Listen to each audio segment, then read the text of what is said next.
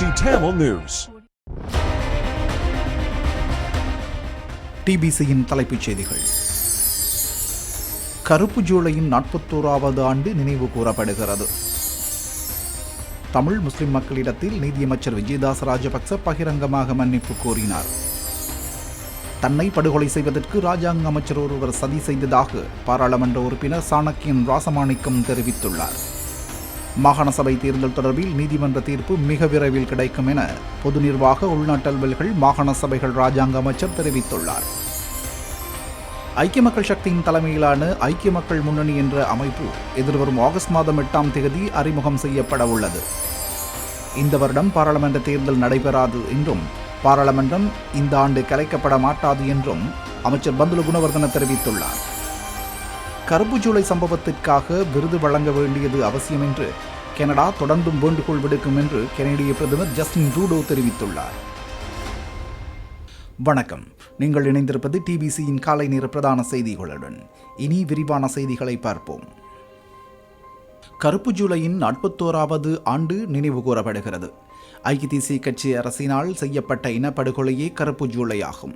கருப்பு ஜூலை என்பது இலங்கையில் 1983 தமிழ் மக்களுக்கு எதிராக நடத்தப்பட்ட இனப்படுகொலைகளை குறிக்கும். இனப்படுகொலைகள் திட்டமிட்டு நடந்தேறியவை.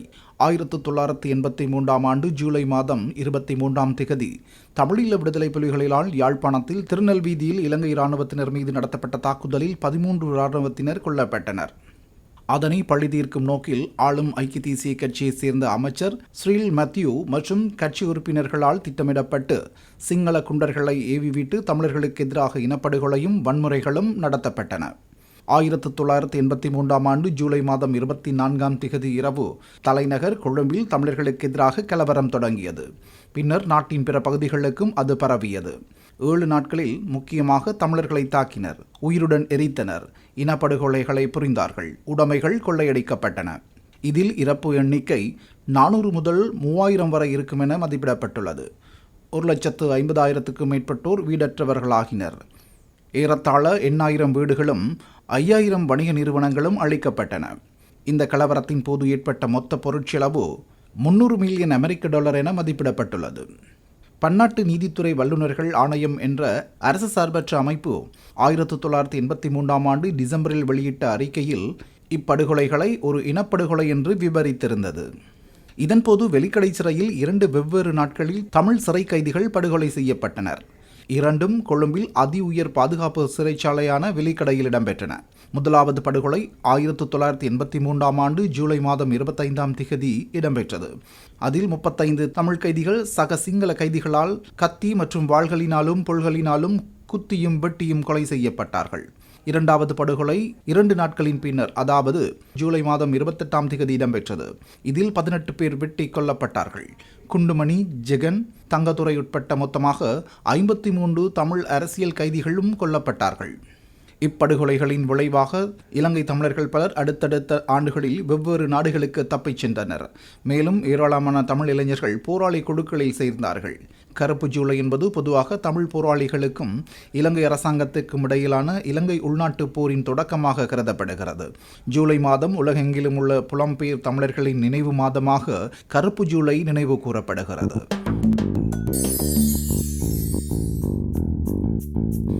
தமிழ் முஸ்லிம் மக்களிடத்தில் பகிரங்கமாக நீதியமைச்சர் விஜயதாச ராஜபக்ச மன்னிப்பு கோரியுள்ளார். பாராளுமன்றத்தில் இடம்பெற்ற குடியியல் நடவடிக்கை முறைமை சட்டக்கோவை திருத்தச் சட்டமூலம் மீதான விவாதத்தில் உரையாற்றுகையில் அவர் இவ்வாறு குறிப்பிட்டார்.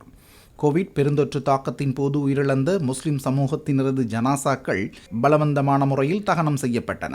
இவ்விடயம் குறித்து நீர்ப்பாசனத்துறை அமைச்சு அறிவியல் ரீதியில் முன்னெடுத்த ஆய்வு அறிக்கைக்கு அமைய வெளிவிவகார அமைச்சர் அலி சப்ரி, நீர்வளங்கள் அமைச்சர் ஜீவன் தொண்டமான் உட்பட்ட தாம் ஒன்றிணைந்து கூட்டாக சமர்ப்பித்த யோசனைக்கு அமைச்சரவை அங்கீகாரம் வழங்கியுள்ளது என்றும் அமைச்சர் விஜயதாச ராஜபக்ச குறிப்பிட்டார்.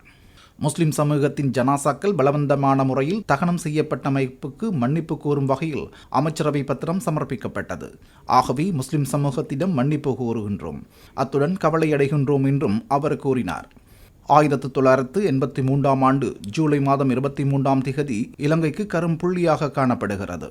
41 வருடங்களுக்கு முன்னர் நேர்ந்த சம்பவங்கள் பாரிய விளைவுகளை ஏற்படுத்தின. அக்கால பகுதியில் நாங்கள் அரசியலில் ஈடுபடவில்லை. இருப்பினும் நாட்டு பிரஜை என்ற ரீதியில் தமிழர்களிடம் மன்னிப்பு கோருகின்றேன் என்றும் அமைச்சர் விஜயதாச ராஜபக்ச வலியுறுத்தினார்.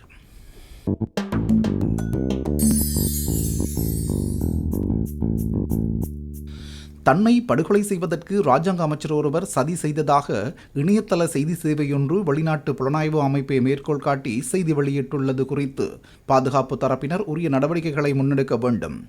பெயர் குறிப்பிடப்பட்டுள்ள நபர் மனித படுகொலையுடன் தொடர்புடையவர் என்று இலங்கை தமிழரசுக் கட்சியின் மட்டக்களப்பு மாவட்ட பாராளுமன்ற உறுப்பினர் சாணக்கியன் ராசமாணிக்கம் சபையில் சுட்டிக்காட்டியுள்ளார். பாராளுமன்றத்தில் சிறப்புரிமை மீறல் பிரச்சினையை முன்வைத்து உரையாற்றுகையில் அவர் இவ்வாறு குறிப்பிட்டார். இது தொடர்பில் அவர் தொடர்ந்தும் கருத்து தெரிவிக்கையில், தன்னை படுகொலை செய்வதற்கு ராஜாங்க அமைச்சர் ஒருவர் சதி செய்ததை வெளிநாட்டு புலனாய்வு பிரிவு ஒன்று கண்டுபிடித்துள்ளதாக தனியார் இணையதள செய்தி சேவையொன்று கடந்த 20ஆம் தேதி செய்தி ஒன்றை வெளியிட்டுள்ளது என்றும் சுட்டிக்காட்டினார். இந்த செய்தியின் உண்மைத்தன்மை பற்றி தனக்கு தெரியாது, எனினும் அச்செய்தி பாரதூரமானது. இந்த விடயம் தொடர்பில் தான் சபாநாயகருக்கும் போலீஸ் மா அதிபருக்கும் எழுத்து மூலம் அறிவித்துள்ளேன் என்றும் சாணக்கியன் குறிப்பிட்டுள்ளார். தன்னை படுகொலை செய்வதற்கு சதி செய்வதாக கூறப்பட்டுள்ள ராஜாங்க அமைச்சர் முன்னாள் பாராளுமன்ற உறுப்பினர் ஒருவரை படுகொலை செய்தமை மற்றும் உயிர்த்த ஞாயிறு தாக்குதலுடன் தொடர்புடையவர் என்று கூறப்பட்டுள்ளது. எனவே இந்த செய்தி தொடர்பில் உரிய நடவடிக்கைகளை எடுக்குமாறு சபாநாயகரிடம் வலியுறுத்துகின்றேன் என்றும் சாணக்கியன் குறிப்பிட்டார்.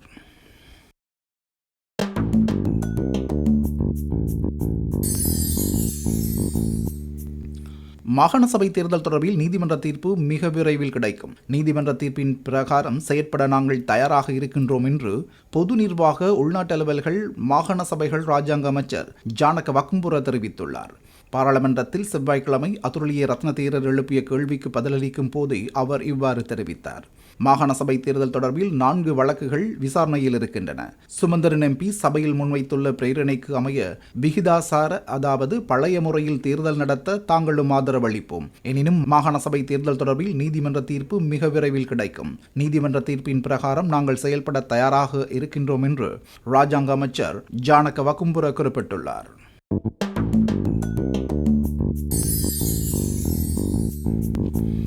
ஐக்கிய மக்கள் சக்தியின் தலைமையிலான ஐக்கிய மக்கள் முன்னணி என்ற அமைப்பு எதிர்வரும் ஆகஸ்ட் மாதம் 8ஆம் தேதி அறிமுகம் செய்யப்பட உள்ளதாக அதன் பொதுச் செயலாளர் பாராளுமன்ற உறுப்பினர் ரஞ்சித் மத்துபபண்டார தெரிவித்துள்ளார். கொழும்பில் உள்ள எதிர்க்கட்சி தலைவர் அலுவலகத்தில் நடைபெற்ற செய்தியாளர் சந்திப்பில் கலந்து கொண்டு கருத்து தெரிவிக்கும் போது ரஞ்சித் மத்துபபண்டார இவ்வாறு தெரிவித்தார். ஜனாதிபதி தேர்தல் இந்த வாரத்தில் அறிவிக்கப்படும் என தேர்தல்கள் ஆணைக்குழு அறிவித்துள்ளது. தேர்தல் சட்டப்படி அடுத்த மாதம் வேட்புமனுக்கள் ஏற்கப்பட வேண்டும். ஜனாதிபதி தேர்தல் செப்டம்பர் இறுதியில் நடத்தப்பட வேண்டும். அத்துடன் பாராளுமன்றத்தில் அதிக பிரதிநிதிகளை கொண்ட கட்சிகளுடன் கூட்டிச் சேர்ந்து ஜனாதிபதி தேர்தலில் ஐக்கிய மக்கள் சக்தி போட்டியிட உள்ளது. சிங்களம், தமிழ், முஸ்லிம், பரங்கியர் என அனைத்து குழுக்களும் இணைத்தே ஐக்கிய மக்கள் முன்னணியை உருவாக்குகின்றன. இதன்படி ஆகஸ்ட் மாதம் 8ஆம் தேதி இந்த முன்னணி உருவாகும். ஒன்றிணைந்த மக்கள் சக்தியை கட்டியெழுப்பும் கூட்டணியாக ஊழலற்ற அனுபவமிக்க தலைவர்கள் மற்றும் தமிழ் முஸ்லிம் கட்சிகள் அடங்கிய பெரும் குழுவாக இணையப் போகிறது என்றும் ரஞ்சித் மத்துபபண்டார குறிப்பிட்டார்.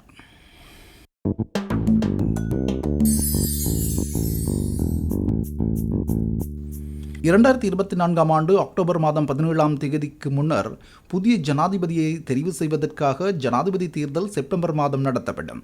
ஜனாதிபதி தேர்தலை அரசியலமைப்பின் பிரகாரம் நடத்த உள்ளோம் என்று அமைச்சரவை பேச்சாளரும் வெகுசன ஊடகத்துறை அமைச்சருமான கலாநிதி பந்துல குணவர்தன தெரிவித்துள்ளார்.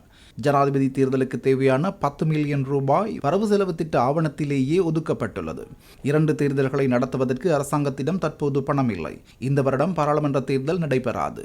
பாராளுமன்றம் இந்த ஆண்டும் கலைக்கப்பட மாட்டாது என்றும் அவர் கூறினார்.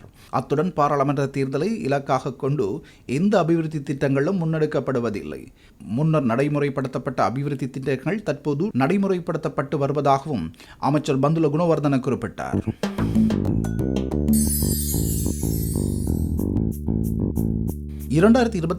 ஆண்டின் 9ஆம் இலக்க நிகழ்நிலை காப்பு சட்டத்தை திருத்தம் செய்வதற்கு அமைச்சரவை அனுமதி வழங்கியுள்ளது. அரசாங்க தகவல் திணைக்களத்தில் நடைபெற்ற அமைச்சரவை முடிவுகளை அறிவிக்கும் செய்தியாளர் மாநாட்டில் கலந்து கொண்ட அமைச்சரவை பேச்சாளரும் வெகுசன ஊடகத்துறை அமைச்சருமான கலாநிதி பந்துல குணவர்தன இதனை தெரிவித்தார். அடுத்த நிகழ்நிலை காப்பு சட்டமூலம் தொடர்பாக உயர்நீதிமன்றத்தினால் வழங்கப்பட்டுள்ள தீர்மானத்திற்கிணங்க குறித்த சட்டமூலம் பாராளுமன்றத்தில் நிறைவேற்றப்பட்டதன் பின்னர் 2024ஆம் ஆண்டு 9ஆம் இலக்க நிகழ்நிலை காப்பு சட்டம் தற்போது வலுவுடையதாக உள்ளது. குறித்த சட்டமூலத்தை பாராளுமன்றத்தில் நிறைவேற்றுவதற்கு முன்னர் துறைசார் நிபுணர்கள் சட்டமூலத்தின் ஒரு சில பிரிவுகள் பற்றிய திருத்தங்கள் முன்மொழியப்பட்டிருப்பினும் குழுநிலை விவாதத்தின் போது அவ்வாறான திருத்தங்களை சட்டமூலத்தில் உட்சேர்த்துக் கொள்வதற்கு இயலுமை கிடைக்கவில்லை. இதற்கமைய குறித்த திருத்தங்களை உள்ளடக்கிய 2024 ஆண்டின் 9ஆம் இலக்க நிகழ்நிலை காப்பு சட்டத்தை திருத்தம் செய்வதற்கு சட்டமூலம் ஒன்றை தயாரிப்பதற்காக 2024 ஆண்டு 2ஆம் மாதம் 12ஆம் தேதி அன்று இடம்பெற்ற அமைச்சரவை கூட்டத்தில் அங்கீகாரம் வழங்கப்பட்டுள்ளது. அதற்கிணங்க சட்ட உரைஞர்களால் தயாரிக்கப்பட்டுள்ள சட்டமூலத்திற்கு சட்டமா அதிபரின் ஒப்புதல் கிடைக்கப்பெற்று குறித்த சட்டமூலத்தை அரச வர்த்தமானியில் வெளியிடுவதற்கும் பின்னர் பாராளுமன்ற அங்கீகாரத்திற்காக சமர்ப்பிப்பதற்கும் பொதுமக்கள் பாதுகாப்பு அமைச்சு சமர்ப்பித்துள்ள யோசனைக்கு அமைச்சரவை அங்கீகாரம் வழங்கியுள்ளது.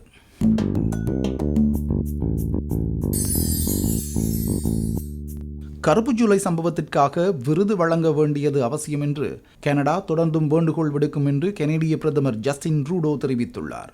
கருப்பு ஜூலையின் 41வது வருடத்தை குறிக்கும் விதத்தில் வெளியிடப்பட்டுள்ள அறிக்கையில் அவர் இதனை குறிப்பிட்டுள்ளார். 41 வருடங்களுக்கு முன்னர் இன்றைய தினம் இலங்கையின் கொழும்பில் தமிழ் பொதுமக்கள் வர்த்தக நிலையங்களை இலக்கு வைத்து தாக்குதல்கள் ஆரம்பிக்கப்பட்டன. ஆயிரக்கணக்கான அப்பாவிகளின் உயிர்கள் இழக்கப்பட்டன. பல தமிழர்கள் காயமடைந்தார்கள். பாலியல் வன்முறைகளுக்கும் இலக்கானார்கள். அது பின்னர் தசாப்த கால ஆயுத மோதலாக பரிணமித்தது. இலங்கையின் வரலாற்றில் மிகவும் இருண்ட அத்தியாயமாக அது விளங்குகிறது. 2022ஆம் ஆண்டு மே மாதம் 18ஆம் திகதி தமிழர் இனப்படுகொலை நினைவேந்தல் தினமாக அங்கீகரிக்கும் தீர்மானத்தை கனடாவின் பாராளுமன்றம் ஏற்றுக்கொண்டு நிறைவேற்றியது.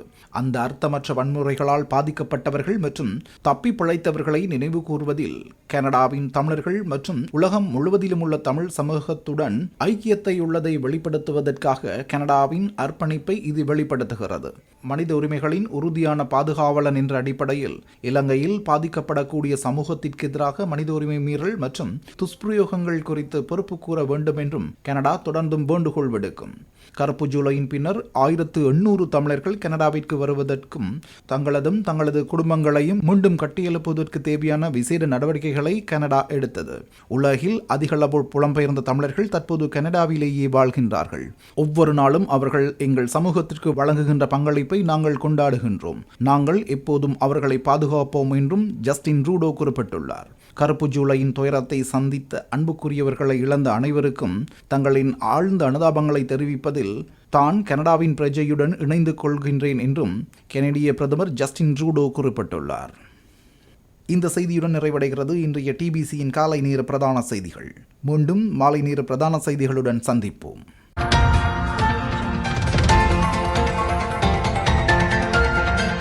TBC Tamil News.